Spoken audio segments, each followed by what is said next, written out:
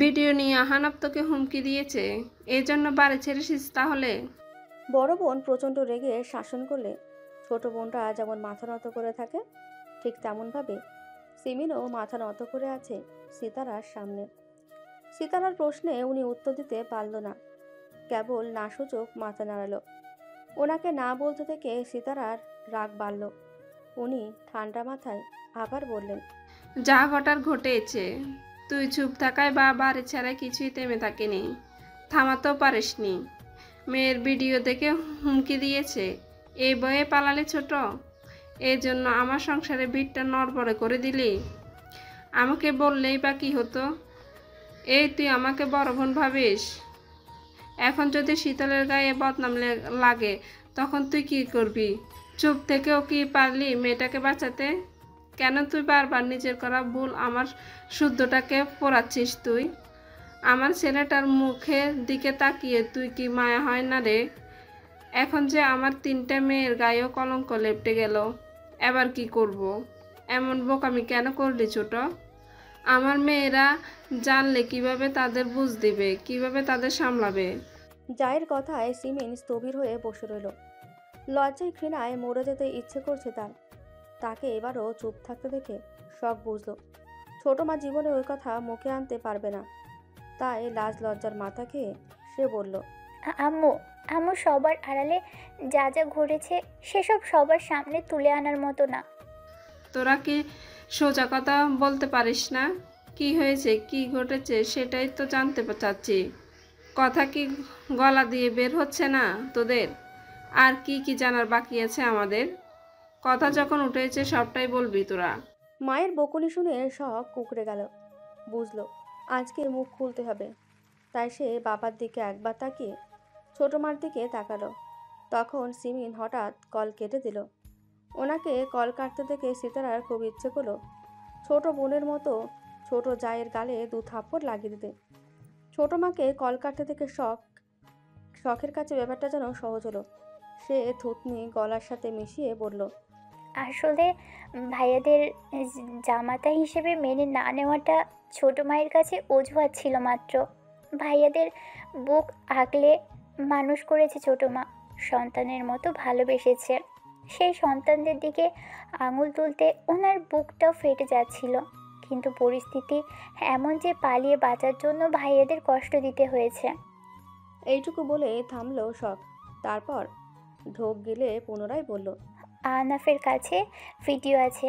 এ কথা আহনাফ ছোটো মাকে নিজে জানিয়েছে, কারণ আহনাফের প্ল্যান ছিল আমাকে টোপ হিসেবে বিয়ে করে চৌধুরী বাড়ির জামাই হওয়া, তারপর সমাজের চোখে ভালো হয়ে শীতলের দিকে বদনজর দেওয়া। এ কথা বলে শখ আবার থামলো। কথাগুলো বলতে বলতে হাঁপিয়ে গেছে সে। সিরাত শখকে ধরে সোফায় বসালো। মাথায় হাত বুলিয়ে দ্রুত আগে পানি এনে খাওয়ালো। শখের কথাগুলো এলোমেলো লাগছে, কেমন যেন অদ্ভুত শোনাচ্ছে সবার কাছে। আহনা ভিডিও করলো, সেসব সিমিনকে জানিয়ে ব্ল্যাকমেল করলো। সিমিন বাংলা সিনেমার মতন সেসব কাউকে না জানিয়ে বাড়ি ছেড়ে চলে গেল। গেল তো গেল, ছেলে দুটোর দিকে আঙুল তুলে মিথ্যা অপবাদ দিয়ে বেরিয়ে গেল সিমিনের সাথে জায়ের ভালো সম্পর্ক। সে কি কোনোভাবে ব্যাপারটা সিতারাকে জানাতে পারত না? কাউকে জানালো না মানা গেল, নিজের স্বামীকে শাহাদাতকে অন্তত জানাতে পারত। ড্রয়িং রুমে না হয় ক্যামেরা ছিল, বাকি রুমগুলো উড়ে গেছে। শখের অর্থের কথা শুনে আগেই কেউ কোনো মন্তব্য করলেন না। তবে সিরাত এবার শখের পিঠে হাত বুলাতে বুলাতে বলল, মা, একটু খোলাখুলি করে পুরো ঘটনাটা আমাদের বলো। এই সামান্য কারণে ছোট এত বড় সিদ্ধান্ত নিল, নাকি আরও কিছু আছে? সবটা বলো সোনা। মেজমা, ছোটো মা মূলত বাবার সামনে থেকে পালাতেই অজুহাতটা দেখিয়ে চৌধুরী বাড়ি ছেড়েছে, কারণ ছোটো মা বাবাকে বড় ভাইয়ের আসনে বসিয়েছে, সেভাবেই সম্মানও করে। কিন্তু একদিকে আনাফের ভিডিও, আরেকদিকে এআই দিয়ে বাবার ছোটো মাকে নিয়ে নোংরা পিক বানিয়েছে আবু সিদ্দিক। মূলত সায়ন ভাইয়ার দল ছাড়ার রাগ চৌধুরী বাড়ির সম্মান ধুলোয় মিশিয়ে দিয়ে প্রতিশোধটা নিতে চেয়েছিল। ছোটো মা এসব সহ্য করতে না পেরে ভাইয়াদের জানাতে চাইলে ওরা বলেছিল ওয়াশরুমের ভিডিও আর বাবার ছোট মায়ের নোংরা ছবি ভাইরাল করে দিবে। আমাদের 5 ভাইদের কলিজা ছিঁড়ে কুকুরকে খাওয়াবে। ছোট চাচুকে মিথ্যা অপবাদে চাকরিচ্যুত করাবে। এক কথায় চৌধুরী নিবাসের সম্মান ধুলোয় মেশাবে। এবারও সকলে হতভম্ব দৃষ্টিতে তাকিয়ে রইলেন শখের দিকে। কি বলছে এই মেয়ে? এর মাথা ঠিক আছে? অন্য সব মানা যায়, কিন্তু বড় ভাসুরের সাথে সিমিরের নোংরা ছবি, এটা ধৈর্যের বাইরে চলে গেল না? এই জন্য তাহলে ছোট বাড়ি ছেড়েছে? ছোট বোন তুলল ভাইয়ের বউয়ের সঙ্গে। এসব শুনে সারাফাত চৌধুরী প্রথমবারের মতো মাথা নত করে নিলেন। প্রথমবারের মতো মনে হলো ওনার মরে যাওয়াই উচিত। এখনই বোধহয় মৃত্যুটাকে বরণ করার সঠিক সময়। মৃত্যুর আলিঙ্গনই পারবে ওনাকে অপমান থেকে বাঁচাতে।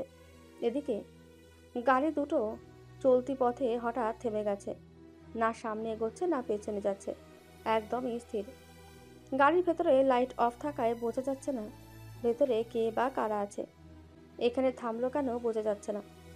পেছনে থাকা গাড়িটাও ফলো করতে করতে এসে থেমেছে তাদের থেকে কিছুটা দূরে। চারিদিকে ঘুটঘুটে অন্ধকার হলেও চাঁদের আলোয় সবটা পরিষ্কার। কানে বিধছে ঝিঝি পোকার চিচি ডাক। এই সব কিছুকে ছাপিয়ে হঠাৎ গাড়ির ভেতর থেকে লাউডস্পিকারে গান বেজে উঠল। এর পরপর দুটো গাড়ি থেকে দুটো ছেলে নেমে গানের সাথে তালে তাল মিলিয়ে উড়াধুরা নাচতে শুরু করলো। কোনো দিকে তাকানো নামগন্ধ নেই তাদের, এক মনে নাচতেই আছে। কেন নাচছে, কি কারণে নাচছে কে জানে। এদিকে তাদের নাচ দেখে পেছনের গাড়িতে থাকা ছেলেগুলো হতবাক। তাদের মধ্যে রুবেল নামে ছেলেটাকে গুতিয়ে আরেকজন বলল, কিরে ভাই, হ্যাঁ নাচে কেন? ও করে না বইন কিডন্যাপ করছে।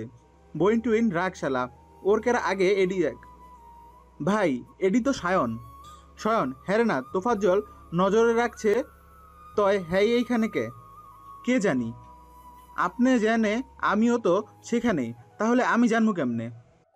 একথা শুনে আরেকজন আতকে উঠে বলল, ভাই এইখানে তো সায়ান আর রুবাব, তাহলে শুদ্ধ কই? বস না কইছি শুদ্ধকে নজরে রাখতে? আমরা এতক্ষণে অগরে নজরে রাখছিলাম। এবার গাড়িতে থাকা প্রত্যেকের হুঁশ ফিরল। তারা গাড়ি থেকে দ্রুত নেমে কাছে গিয়ে দেখল সত্যি সত্যি সায়ন আর রুবাব। এদিকে দুজনের সমানতালে নাচতে আছে। এতগুলো ছেলে দেখে সায়ন নাচতে নাচতে বলল, এই কে রে তোরা? ডাকাত টাকাত নাকি?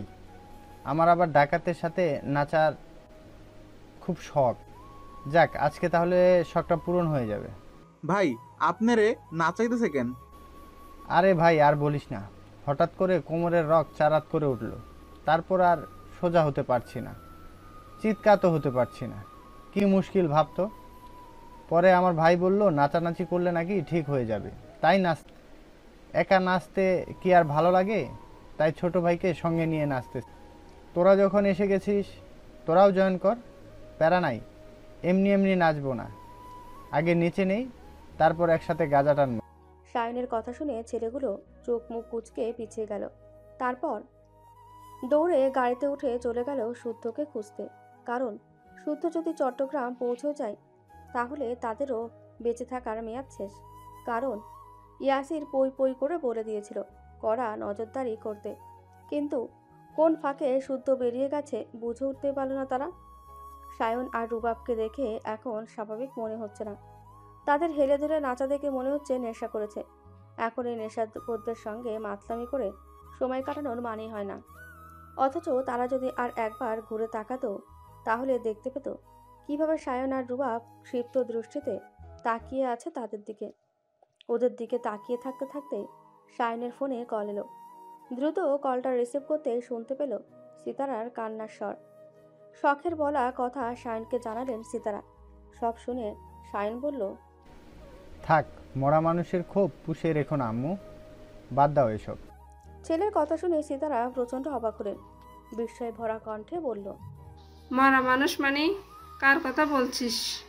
বুঝিসনি বাবা, আমি আহানাব, এই আহানাবের কথাই বলছি। আহানাব মারা গেছে কবে? ওই যেদিন ওর যমদূত ওর পাপকর্ম সম্পর্কে জেনেছে।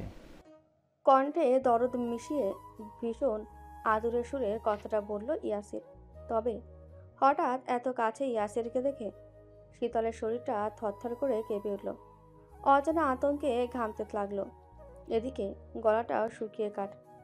আতঙ্ক ভয়ে বুকটা ধুকপুক করছে ঠিকই, কিন্তু তার মস্তিষ্ক পুরো সজাগ। তাকে বারবার সংকেত পাঠাচ্ছে স্বাভাবিক থাকতে হবে। চৌধুরী বাড়ির কেউ না পৌঁছানো অবধি নিজেকে সেভ করতে হবে, নিজের সম্মান নিজে রক্ষা করতে হবে। তার বিশুদ্ধ পুরুষের জন্য হলেও সেফ থাকতে হবে। তার কিছু হলে বিশুদ্ধ পুরুষটা কষ্ট পাবে, আর বেঁচে থাকতে সে কখনো তার কষ্টের কারণ হবে না। মেয়েটা সে বয়সে ছোট হতে পারে, দুনিয়া সম্পর্কে জ্ঞান কম থাকতে পারে, বোকা হতে পারে, কিন্তু মনে কয়দিনে শুদ্ধর প্রতি ভালোবাসা জমিয়েছে সেটা একদম খাঁটি। এই ভালোবাসায় না আছে খাত, আর না আছে বিন্দু পরিমাণ স্বার্থ। আর সেই পুরুষটাকে কষ্ট দেবে, দিয়ে নিজে ভালো থাকতে পারবে? ভালো থাকাটুকুও পরের হিসাব। সে কি বাঁচতে পারবে? পারবে না, পারবে না, কখনোই না। কখনো যদি সে নিজের শুদ্ধের কষ্টের কারণ হয়ে যায়, নিজের অস্তিত্ব মুছে ফেলবে পৃথিবী থেকে। সে আজকাল তাকে ছাড়া কিছু ভাবতেও পারে না। মাত্রই কদিন হলো সম্পর্কে জড়িয়েছে, অথচ এখন মনে হয় তাকে ছাড়া বাঁচাই অসম্ভব। তবে পরিস্থিতি তো সবসময় একরকম থাকে না। ক্ষেত্র বিশেষ পরিস্থিতির সঙ্গে তাল মিলিয়ে চলতে হয়। সহজ সরল বোকাশোকা থাকাও ভালো, কেননা বেশি বুঝতে গেলে ঝামেলা। কিন্তু এতটা বোকা হওয়া যাবে না যে অন্যের চাইলে সহজে ক্ষতি করতে পারে। সে চৌধুরী বাড়ির মেয়ে, আর চৌধুরী বাড়ি তার জন্য নিরাপদ স্থান হলো বাড়ির বাইরে পদে পদে বিপদ, সারা পথ কাঁটাই ভরা। এখন তাকে কাঁটা দেখে পথ চলতে হবে, ঠিক ততক্ষণ চলতে হবে যতক্ষণ না তার প্রিয় পুরুষটা তার কাছে এসে পৌঁছায়। সে জানে শুদ্ধ আসবেই, পৃথিবীর যে প্রান্তেই ইয়াসির তাকে লুকিয়ে রাখুক, সেভাবেই হোক শুদ্ধ সেখানে পৌঁছাবে। শুধু শুদ্ধই নয়, তার বাকি ভাইরাও তাকে পাগলের মতো খুঁজে বের করবে, এটাই তার বিশ্বাস। তবে না পৌঁছানো অবধি নিজের সম্মান নিজে রক্ষা করার দায়িত্ব নিতে হবে। কিন্তু একজন কিডন্যাপারের কাছ থেকে সে নিজেকে কতক্ষণ সেভ করতে পারবে বা করা যায়? অচেনা অদেখা মানুষটার সঙ্গে ভদ্রতার খাতিরে দুটো কথা বলা যায়, সাহায্য করা যায়, কিন্তু বিশ্বাস? এই বাড়িতে এত রাতে বিশ্বাসের ব্যাপারটা বোকামি হয়ে যায় না? বলা বাহুল্য, সবচেয়ে মন্দ ঘটনাটাও যদি ঘটে যায় কিছু করতে পারবে না সে। ফাঁকা বাড়িতে কেউ বাঁচাতেও আসবে না, শুধুমাত্র তার অসহায়ত্বের সাক্ষী থাকবে প্রাণহীন জড় বস্তুগুলো। আবার নিজে নিজে একটা কিছু করবে, এটাও রিক্সি হয়ে যাবে। লোকটা যদি তার অভিনয় ধরে ফেলে, রাগের বশে যদি। আর একজন সুঠামদেহের পুরুষের শক্তির সাথে পেরে উঠবে না, কখনোই না। বরং গায়ের শক্তি দেখাতে গেলে হার নিশ্চিত। তাছাড়া লোকটা প্রচুর চালাক, এতটা চালাক এসে অবধি তার প্রতিটা কদমে নজরবন্দি করছে, এমনভাবে তাকাচ্ছে যেন ভেতরের কথাগুলো পড়ে ফেলবে। এভাবে নজরবন্দি করলে কিভাবে পালাবে সে? সে যে এখানে আছে, শুদ্ধর কাছে অন্তত একটা ক্লু পাঠাতে হবে। আগেরবার জানানোই প্রাণে বেঁচেছিল, কিন্তু এবার কেউই তার বর্তমান অবস্থার কথা জানে না। এমনকি সে এখন কোথায় আছে নিজেও বলতে পারবে না। রেস্টুরেন্টে স্বর্ণ ওয়াশরুমে গিয়েছিল, এরপর বোনের কি হলো? তাকে না পেয়ে নিশ্চয়ই পাগলের মতো খুঁজে চলেছে। তার থেকে খবর পেয়ে বাবা ভাইরা হন্যে হয়ে খুঁজছে। বিশুদ্ধ পুরুষটার কানে ওর নিখোঁজের কথা পৌঁছেছে তো? সে কি খুব বেশি রেগে গেছে? বকছে খুব? বকলে বকুক, মারুক, যা ইচ্ছে করুক, তবুও নিতে আসুক। তার এখন খুব ভয় লাগছে। অজানা ভয়ে অন্তরাত্মা শুকিয়ে মরুভূমি হয়ে গেছে। এইটুকু সময়ে এসব নানান কথা ভাবতে ভাবতে শীতল ঘেমে ওঠা হাতের তালু শক্ত করে মুঠো করে ধরল। তারপর নিঃশব্দে নিঃশ্বাস ছাড়ল, নিজেকে সামলানোর আপ্রাণ চেষ্টা চালালো। এরপর ঢোক গিলে মুখে হাসি এঁটে ধীরে ধীরে পেছনে ঘুরতে দেখে ইয়াসির কাছাকাছি দাঁড়িয়ে আছে। ঈগল দৃষ্টিতে তাকিয়ে আছে তার দিকে, চোখ মুখে বেশ থমথমে ভাব। তাকে এভাবে তাকাতে দেখে শীতল মাথা নিচু করে থুতনি গলার সাথে ঠেকিয়ে দিল।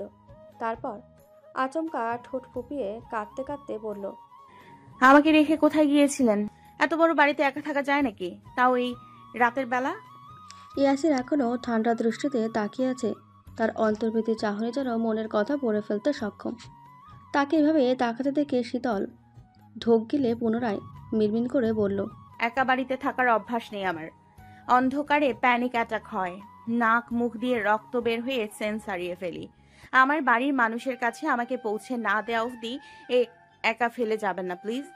এ কথা বলে শীতল হেসকি তুলে কেঁদে ফেল। আসলে কান্নাটা এতক্ষণ চাপিয়ে রাখলো, এবার আর সম্ভব হলো না। অভিনয় ভালো জানে সে, কিন্তু তার থেকেও বড় অভিনেতা তারই সামনে দাঁড়িয়ে, নতুবা কিডন্যাপ করে এনে মন ভোলা গল্প শোনায়। তাকে অঝরে কাঁদতে দেখে ইয়াসির এগিয়ে আসতেই শীতল দুপা পেছনে পিছিয়ে গেল।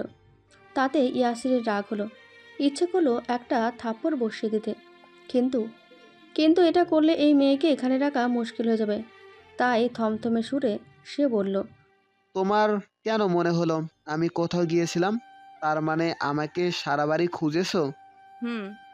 পাওনি? না। কোথায় কোথায় খুঁজেছো? বেডরুম, ওয়াশরুম, রান্নাঘর আর ড্রয়িং রুম। কিন্তু আমার কেন জানি মনে হচ্ছে তুমি আমাকে নয় খুঁজেছো তোমার পালানোর পথ। পালানোর পথ? কি আশ্চর্য! পালাবো কেন? এত রাতে পালিয়ে কোথায় যাব? তাছাড়া আপনি কি আমাকে কিডন্যাপ করেছেন যে এই মাঝরাতে পালাবো? মিথ্যা কি রেগুলার বলো নাকি মাঝে মাঝে? সুযোগ বুঝে। Very good. আমিও। ইয়াসির এ কথা বলতে শীতল ইয়াসিরের হাতে সজোরে চিমটি কাটল। এত জোরে চিমটি দিয়েছে জায়গাটার সাথে সাথে লাল হয়ে গেছে। তাকে হঠাৎ চিমটি দিতে দেখে ভ্রু কুচকালে শীতল আমতা আমতা করে বলল, আপনার সঙ্গে আমার কত মিল, তাই না? চিমটিটা দিলাম, লেগেছে খুব? আচ্ছা সরি। পাকনামি সাইডে রেখে এবার খাবে চলো। আপনার ফোনটা দিন, বাবাকে কল করে আসতে বলি। বাবা আসতে আসতে আমার খাওয়া দাওয়া হয়ে যাবে। আমার কাছে কোনো ফোন নেই, বললাম না ডাকাতরা নিয়ে গেছে। ও তাই তো। তা আশেপাশে দোকানপাট নেই, কল করা যাবে না? না, এখন মধ্যরাত, আশেপাশে দোকানপাট বন্ধ। কাল সকালে আমি নিজে তোমাকে বাসায় দিয়ে আসবো। এখন এসো, খাবে, খেয়ে ঘুমাবে। কোথায় ঘুমাবো? আমার বেডরুমে। কিন্তু শুদ্ধ ভাই ছাড়া অন্য কারো বেডরুমে আমার ঘুম আসে না যে। তুমি শুভ্র রুমে ঘুমাতে, একসাথে এক বেডে? না, একসাথে না তো। আসলে শুদ্ধ ভাইয়ের রুমটা খুব সুন্দর। যখন শুদ্ধ ভাই বাড়ি থাকে না তখন আমি ওই রুমে ঘুমাই। কি যে শান্তি লাগে। ও আইসি। তাহলে অন্য কারো বেডরুমে যখন তোমার ঘুম আসে না, তাহলে এক কাজ করো, আমার কোলে বসে বুকে মাথা রেখে ঘুমিও, ওকে? কেন? আমি কি আপনার বেবি নাকি যা আমাকে কোলে বুকে জাপটে ধরে ঘুম পাড়াবেন? তাছাড়া আমার এত হ্যান্ডসাম বাবা চাই না, মানুষ মন্দ কথা বলবে। এ কথা শুনে ইয়াসির চোয়াল শক্ত করে তাকিয়ে রইল। ননসেন্স মেয়েটা বলে কি? আর বেবিকেই পুরুষ মানুষ বুকে জড়িয়ে ঘুম পাড়ায়, বউকে পাড়ায় না? নিজের মুখে স্বীকার করছে সে হ্যান্ডসাম, আবার বলে কিনা সে নাকি হ্যান্ডসাম বাবা চায় না। উদাহরণ দেওয়ার জন্য পৃথিবীতে আর কোনো ডাক ছিল না, শেষে কিনা বাবা। মোদ্দা কথা, তার নিজের কাছে নিজের ধৈর্য শক্তি দেখে অবাক হচ্ছে। কবে এত ধৈর্য হলো তার? কবে বা মেয়ে মানুষের প্যানপ্যানানি শুনেও নিজেকে শান্ত রাখা শিখল? আজ শীতলের জায়গায় অন্য কেউ থাকলে হাল বেহাল করতো এতক্ষণে, কিন্তু কেন জানি এই মেয়েটার খুব কাছে ঘেঁষতে পারছে না। জোর জবরদস্তি করতে মন সায় দিচ্ছে না। পুতুলের মতো আদুরে মুখটার দিকে তাকালে অন্যরকম কিছু অনুভব করছে। হাত নাড়িয়ে তার অনবরত কথা বলা, খিলখিল করে হাসা, দুষ্টুমি দেখে বুকের ভেতরটা শীতলতায় শীতল হয়ে যাচ্ছে। এতদিন কত নারী, কত দেহের স্বাদ নিয়েছে, ধারণারও বাইরে। তাদের প্রতি কখনো মায়া হয়নি, কাউকে এতটা আদরে লাগেনি। বরং আগে সুন্দরী মেয়ে পেলে দৈহিক কামনার দোহাই দিয়ে যন্ত্রণায় কাতর করে তুলেছে।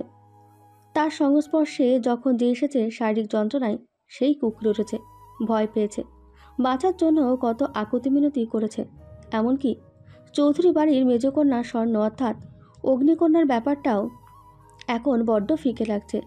সামনাসামনি দেখেও নজর যাচ্ছিল শীতলের দিকে, অনুধাবন করছে তার কাছে শীতলের ব্যাপারটা সম্পূর্ণ আলাদা। গতকালই বুঝেছে অগ্নিকন্যা তার কাছে কেবলমাত্রই মোহ, আর মোহের পেছনে দৌড়ে সময় নষ্ট করার মানেই হয় না। এতদিন মোহকেই মায়া ভেবে একই জব জপে গেছে, কিন্তু আর না। সে বুঝে গেছে তার অবুঝ মনের কথা, অনুভূতির কথা, উপলব্ধির কথা। কিন্তু সে তো ভালোবাসার রুলস জানে না, কোন নিয়মে ভালোবাসতে হয় তাও জানে না। শুধু জানে এই পিচ্ছি মেয়েটার সঙ্গেও তার ভালোই লাগছে। তার বোকা বোকা কথায় খুব হাসতে ইচ্ছে করছে। পালাতে গিয়ে ধরা খেয়ে যখন কেঁদে ফেলল, তখন কি যে মিষ্টি লাগছিল দেখতে। ইচ্ছে করছিল গাল দুটো টেনে দিয়ে জোর করে হলেও চুমু খেতে, কিন্তু সেসব করতে গেলে ভয় পেয়ে ঘাবড়ে যেতে পারে। তাই সে থমথমে মুখে তাকিয়ে দেখছিল। কিন্তু তাকে তাকাতে দেখে শীতল ভাবল সে আবার রেগে গেছে, তাই বলল, নুডলস খাওয়ার মুড চলে গেছে, এখন খাবো না কিছু, আমাকে একটু ঠান্ডা পানি দেন। আমার মা বোন কেউ কেউ নেই। আমি জানি না কোনো মেয়ের সাথে কিভাবে মিষ্টি মিষ্টি করে কথা বলতে হয়, না খেতে চাইলে কিভাবে হাতে তুলে খাওয়াতে হয়, কিভাবে তাদের মনে ভালো করতে। মেয়েলি ব্যাপার বুঝতে আগ্রহী ছিলাম না কখনো। সেসব আমার পেশার সঙ্গে যায়ও না। শুরু থেকেই তোমাকে যথেষ্ট ভদ্রতা দেখাচ্ছি, নিজেও ভদ্র হয়ে আছি। তবে জানো তো বাবুই, ভদ্রতাকে সাইডে রাখলে আমি খুব রুডস পারসন। এতটাই রুডস যে তুমি নিতে পারবে না। তাই বলছি, কথা বাড়িও না, খাবার খাবে এসো। এ কথা বলে ইয়াসির শীতলকে টেনে ডাইনিং টেবিলে নিয়ে গেল। মজার ব্যাপার হচ্ছে এত ডিশের মধ্যে নুডলস নেই, টেবিল ভর্তি সব ইটালিয়ান খাবার। শীতল ড্যাব ড্যাব করে তাকিয়ে প্লেট নিজের দিকে টেনে নিল। মুখের ভেতরটা ধুকপুক ধুকপুক করছে। আল্লাহ জানে খাবারে কোনো কিছু মেশানো টেশানো আছে কিনা। এবার খাবে না বললে যদি রেগে যায় বা কোনো সন্দেহ করে। সে ভয়ে ভয়ে মুখে খাবার দিয়ে চিবানোর আগেই ইয়াসির বেশ নরম সুরে বলল, বাবুই, আমি মনের কথা চেপে রাখতে পারি না। এতক্ষণ মনের সঙ্গে যুদ্ধ করলাম ঠিকই, বাট পারলাম না। আসলে তোমাকে আমি ভীষণ ভালো লেগেছে। ভালো লাগার ধরন বিয়ে করে বউ করার মতো। প্লিজ আমার কাছে থেকে যাও। আমারও আপনাকে ভীষণ ভালো লেগেছে, বিশেষ করে ওই নীল চোখ দুটো। আমি সিঙ্গেল হলে ক্রাশ খেতাম। আপনি না বললে ওই চোখের মায়ায় পড়ে আপনার গলায় ঝুলে পড়তাম। কিছুদিন আগে এলে কিছু করা যেত, কিন্তু এখন তো আর সম্ভব না। কেন সম্ভব না? কারণ আমি বর্তমানে এক পুরুষে আসক্ত। আমার একটা বিশুদ্ধ পুরুষ আছে, তাকে আমি ভীষণ ভালোবাসি। আমার পুরো পৃথিবী একদিকে আর আমার ব্যক্তিগত পুরুষ আরেকদিকে। আমি ছোট মানুষ ভেবে ভাববেন না তাকে ছোট করেই ভালোবাসি, মোটেও তা নয়। তাকে আমার পুরোটা দিয়েই ভালোবাসি। নিখোঁজ হয়ে এই যে আমি এখানে, আমার বিশুদ্ধ পুরুষের মনের অবস্থা আমি দূরে থেকে অনুভব করতে পারছি। আমি এটাও জানি সে পাগলের মতো আমাকে খুঁজে বেড়াচ্ছে। সে আবার অন্য ধাঁচের পুরুষ কিনা। যদি জানে আপনার সঙ্গে অহেতুক বকবক করেছি, তাতেও রেগে যাবে। আর যদি জানে ক্রাশ খেয়েছি, তবে আমাকে জ্যান্ত কবর দেবে। ভুলে যাও তাকে। আমি তোমাকে নতুন করে ভালোবাসতে শেখাবো। না, আপনি বরং অন্য মেয়ে বেছে নিন। ঘটকালি না হয় আমিই করব। এ কথা শুনে ইয়াসির ঠান্ডা দৃষ্টি চলল শীতলের দিকে। শীতল নির্বিকারভাবে মুখে খাবার দিয়ে ধীরে ধীরে চিবাতে লাগলো। তখন ইয়াসির আবার বলল, আমার হয়ে থেকে যাও, এক পৃথিবীর সুখ এনে দেব তোমার কাছে। সুখে না থাকলে সুখে থাকার লোভ করতাম, কিন্তু আমি তো সুখী। কে নেই আমার, কি নেই আমার, সব আছে, সবাই আছে। তাহলে আপনার কাছে কেন থাকবো? তাহলে প্রমাণ হয়ে গেল পালাচ্ছিলে তুমি, কিন্তু কেন? কারণ আমি বুঝে গেছি আপনি আমাকে কিডন্যাপ করে এনেছেন। কিডন্যাপ করলেও কি মেরেছি নাকি বকেছি? কিছুই তো করিনি। খুব আদরে রাখতে চাচ্ছি। ভালো লাগছে না? না শীতল চোখ তুলে তাকালো না। এতক্ষণ অভিনয় করতে করতে নিজেরও অসহ্য লাগছে। ইচ্ছে করছে কাঁটা চামচটা এই হতচ্ছাড়ার চোখে ঢুকে দিতে। টেনশনে তার শ্বাস আটকে আসছে, আর এই লোক কানের কাছে ঘ্যানের ঘ্যানের করে যাচ্ছে। তবে সে রাগ দেখালো না, হাসলো না, এমনকি ভয়ও পেল না। তবে নিজেকে যথেষ্ট শান্ত রেখে হাসি মুখে পাল্টা প্রশ্ন ছুড়ল, আমার বোন কোথায়? অগ্নিকন্যা ডাকেন আমার বোনকে, অথচ আজ কিডন্যাপ করলেন আমাকে। কিন্তু কেন? ইয়াসির এবার অবাক হলো। প্লেটে নাড়াচাড়া করতে থাকা চামচ থেমে গেল। সে ভ্রুকুচকে বলল, তুমি জানলে কিভাবে? শীতল জবাবের আশেপাশে না গিয়ে খিলখিল করে হেসে উঠল, চোখে মুখে দুষ্টুমির ঢেউ। এই মুহূর্তেও ইয়াসির চেয়ারে হেলান দিয়ে মুগ্ধ চোখে তাকিয়ে রইল। নিশ্চুপ হয়ে কতক্ষণ দেখল চঞ্চলাবতীর মিষ্টি চঞ্চলতা। এরপর নিজেও ফিসেল হেসে বলল, প্রয়োজনে শুভ্রকে মেরে দেব, তবুও তোমাকে আমি ছাড়ছি না বাবুই পাখি, একদমই ছাড়ছি না। এ কথা শুনে শীতলের হাসির বেগ যেন দ্বিগুণ বাড়ল। সে হাসতে হাসতে জবাব দিল, আমি আমি ততক্ষণ পর্যন্ত বোকা যতক্ষণ আমার আপনজনরা সুস্থ থাকে, নয়তো আমিও কিন্তু চৌধুরীদেরই রক্ত। ও হ্যাঁ, কি যেন বললেন? আমার বিশুদ্ধ পুরুষকে মারবেন? মারা তো দূর, তার দিকে শুধু হাত বাড়িয়েই দেখুন না হাতটা হাতের জায়গায় রাখি কিনা। বয়স কত তোমার? 16, 17 or 18? বয়স যতই হোক, ফিডার খাওয়ার বয়স অন্তত পেরিয়ে এসেছি। আমার তোতা পাখি এত কথা বলে, জানতাম না তো। প্যারা নিয়েন না, ফিরে যাওয়ার আগে আরো অনেক কিছু জানবেন। ফিরতে দিলে তো? আমি ফিরবই। বাবা মায়ের চিন্তা আমি করি না, কারণ আমার বোন সব সামলে নেবে। কিন্তু ওই যে একজন মুডি পুরুষ আছে না, তার জন্য হলেও আমাকে ফিরতে হবে। জানো, আমার একটা বন্ধু ছিল, তাকে আমি খুব বিশ্বাস করতাম, খুব ভালোবাসতাম, সেও আমাকে ভীষণ ভালোবাসতো। একদিন করলো কি, আমাকে ডেকে হুমকি দিল তাকে আমার ব্যবসায় শেয়ার দিতে হবে, নয়তো সে নাকি সব ফাঁস করে দেবে। আমিও রাজি হয়ে তাকে বাসায় ডাকলাম। দুজন ব্যান্ডের ওয়াইপ ইন পান করে ঘুমিয়ে গেলাম। তারপর কি হলো জানো বাবুই?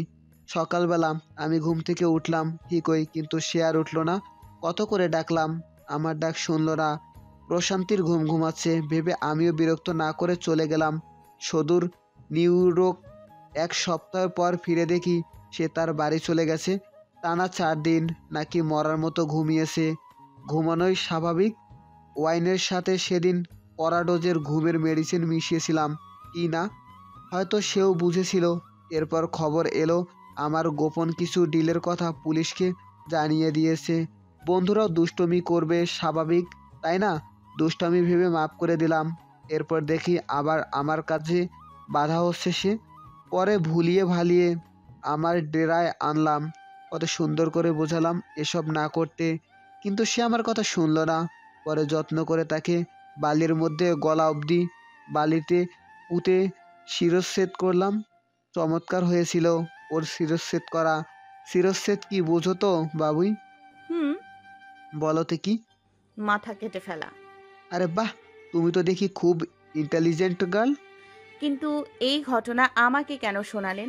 আমরা তো কেউ আপনার পথের কাঁটা হয়ে দাঁড়ায়নি, বরং আপনি শুরু থেকে আমাদের পথের কাঁটা হয়ে দাঁড়িয়েছেন, চৌধুরী বাড়ির অশান্তির কারণ হয়েছেন। তাহলে আমাদের উচিত না আপনার নিয়ম অনুযায়ী আপনাকেও বালিতে পুঁতে শিরচ্ছেদ করা? ভদ্র মেয়েরা এভাবে কথা বলে না বাবুই, এরা কিন্তু রাগ হচ্ছে আমার। রাগ হচ্ছে? হোমা কেন? আচ্ছা, রাগ কমানোর মলম আবিষ্কার হয়েছে? হয়নি, তাই না? আপনি নাকি সায়েন্টিস্ট, একটা আবিষ্কার করে ফেলুন না শমশের ভাই, সাধারণ জনগণের অনেক উপকার হবে। কিন্তু ধরেন কেউ রেগে গেল, ফট করে তার বাড়ির লোক রাগের মলম তার কপালে লাগিয়ে দিল, ব্যাস রাগ চলে গেল। কি দারুণ ব্যাপার, তাই না? আমি কোনো সায়েন্টিস্ট না বাবুই, আমি মাফিয়া। মাফিয়া কাকে বলে জানো? জানি তো, এটাও জানি। আপনি স্মাগলিং, অস্ত্র ব্যবসা, মানি লন্ডারিং এর কাজ করেন। বাংলাদেশে আপনার কয়েকটা সিক্রেট ব্রেনও আছে। আমার কেন জানি মনে হচ্ছে সেসব জায়গার একটা জায়গায় আমরা এখন আছি। ও লাভলি, ব্রাভো বাবুই, ব্রাভো। আর কি জানো আমার ব্যাপারে? আর আর আর ও হ্যাঁ, মনে পড়েছে। আপনার প্রিয় খাবার নারী দেহ। সুন্দরী নারী খুব যত্ন করে খান আপনি। দোয়া করি আপনার সঙ্গী যেন ঠিক আপনার মতোই হয়, সেও যেন হাজার জনের বিছানা ঘুরে এসে আপনার সঙ্গের সঙ্গী হতে পারে। ইয়াসির হাসল, তবে হাসতে হাসতে শক্ত হাতের উল্টো পিঠতে এমন একটা থাপ্পড় দিল শীতলের ঠোঁটের সাথে দাঁত লেগে গলগল করে রক্ত বেরিয়ে এলো। আচমকা আক্রমণে প্রতিরোধ করার সময়টুকু পেল না শীতল। তবে নোনতাভাব অনুভব করে বুঝল ঠোঁট কেটেছে, জিভটাও কেটেছে। সে কাটা ঠোঁট চেপে ধরে হাসল। আবার প্রমাণ হলো পৃথিবীতে হাজার হাজার সুদর্শন পুরুষ থাকলেও শুদ্ধর মতো কেউই হতে পারবে না। কেউ তার অহেতুক বক বক শুনবে না, রাগও দেখবে না, অভিমানও বুঝবে না। যেমন ইয়াসির তাকে এখানে আনার পর থেকেই কত আদরে সুরে কথা বলে যাচ্ছিল, ডাকের কি বাহার, বাবুই। কিন্তু এক পর্যায়ে হাল ছেড়ে তো ঠিকই তাকে রক্তাক্ত করলো।